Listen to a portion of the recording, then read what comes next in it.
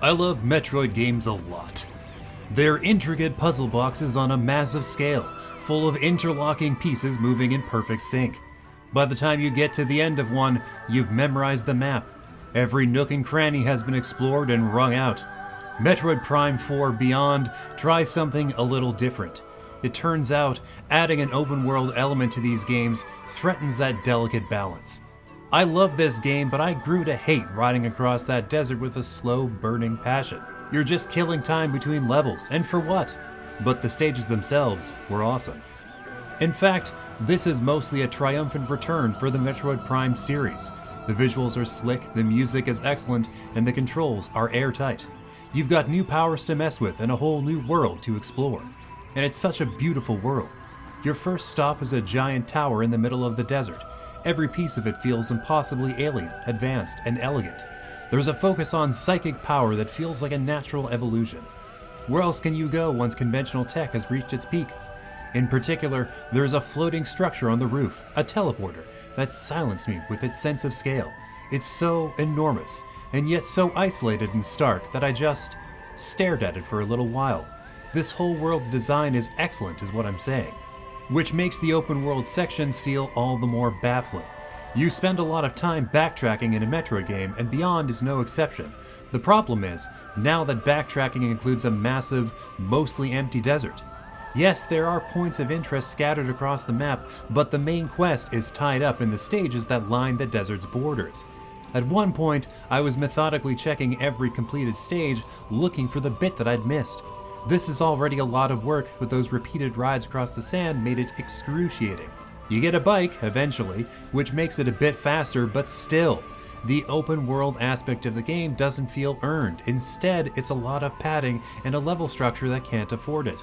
While the visuals in Beyond are terrific, it's more of an incremental evolution than I was expecting, but it makes sense. Like the Mario series, Nintendo figured out what the Prime games should look like decades ago.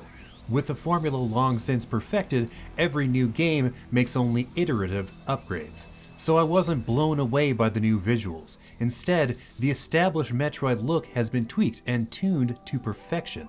Beyond looks like you expect it to, but there's a lot of room within that framework for fine details. Samus's armor looks incredible, for example, and her new ride is equally gorgeous, but the environments and the enemies feel familiar somehow. The music has evolved in a similar way. I recognize all the sound effects and certain musical cues are pulled directly from the first Prime game, but there's a lot of new tracks.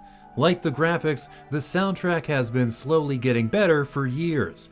Now in the fourth entry, you can hear the fruits of that patient labor in every song.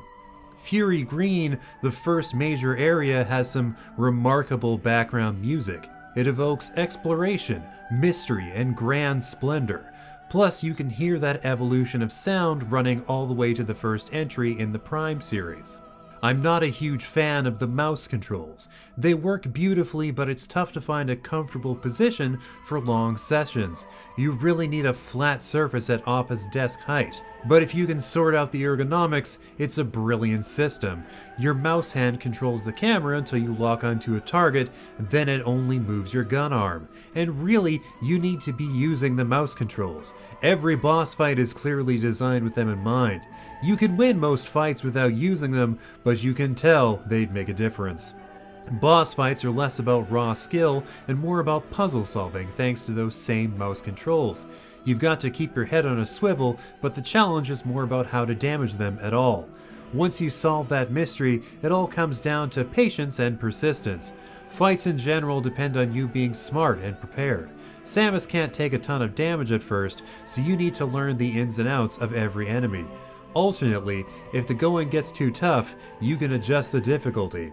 I am absolutely not above such behavior, although it took an especially intense battle to wear me down. Once you strip away the needless open world padding, there's an excellent game underneath. The world is engrossing and beautiful, the boss fights are clever, and the new controls are seamlessly integrated into the rest of the game. There are some breathtaking sights to see, and Samus is sporting some awesome new armor. All the superior design choices make the baffling ones stand out even more, however. I can't comprehend why this game was made open world. The backtracking you have to do is downright offensive. Otherwise, this is a fantastic entry in the Metroid Prime series.